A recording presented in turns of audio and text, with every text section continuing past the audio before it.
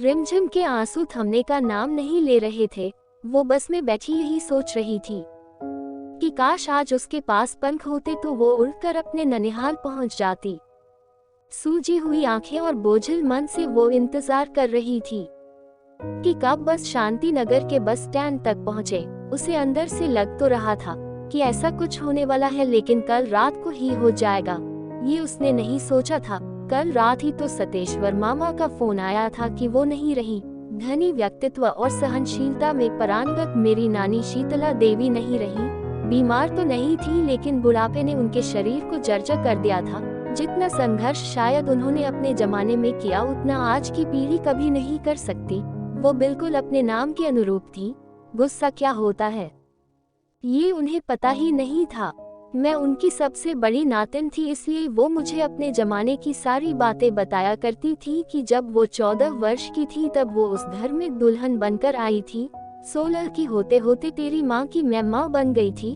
वो कहती थी कि तुझे क्या मालूम कि हमने उस जमाने में कैसी जिंदगी जी है। हमारे लिए तो मायका भी कैद खाना था और ससुराल भी कैद खाना था। आजादी क्या होती है ये तो जैसे हमने कभी जाना ही नहीं। बस हमें तो ये समझा दिया जाता था कि तुम्हें भगवान ने हाथ पैर दिए हैं तो बस इन्हीं का उपयोग करो, बाकी तो तुम अंधी, गूंगी और बहरी हो। आँख, मुंह और कान जैसे अंगों का उपयोग तुम्हें कभी करना ही नहीं है। लेकिन मेरी बच्ची, जब तुम्हें देखती हुई से कंधे पर पस टांगे हुए और आँखों में ऐनक लगाए हुए तो लगता है कि जैसे मैं आजाद हो गई।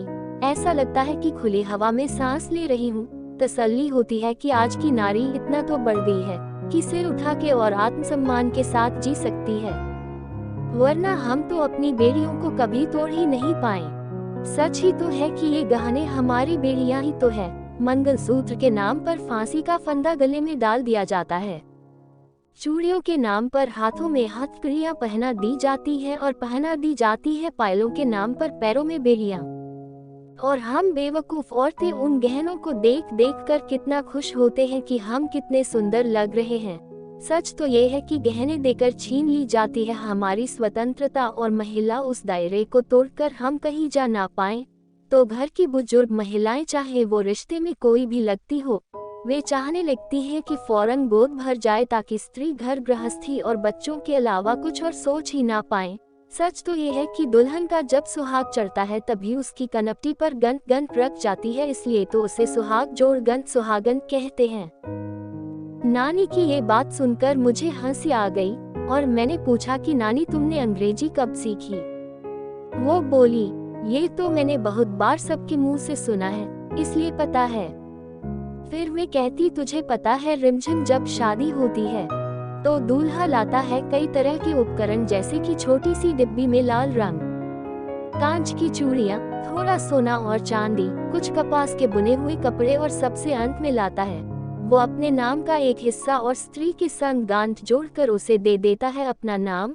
और इतना उससे लेने के बाद स्त्री देती रहती है जीवन भर, उसका देना कभी चुकता ही नहीं।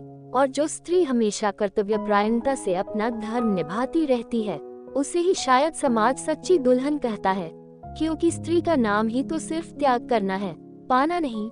ये थे नानी के विचार। रिमझिम ये सोच ही रही थी कि नानी ने हमेशा अपने कर्तव्यों का निर्वहन किया और आज वो सुहागन ही इस दुनिया से अलविदा हुई है। और तभी बस रुकी।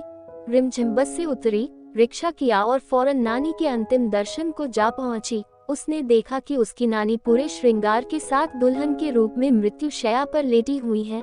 उसने उनके अंतिम दर्शन किए और रो पड़ी।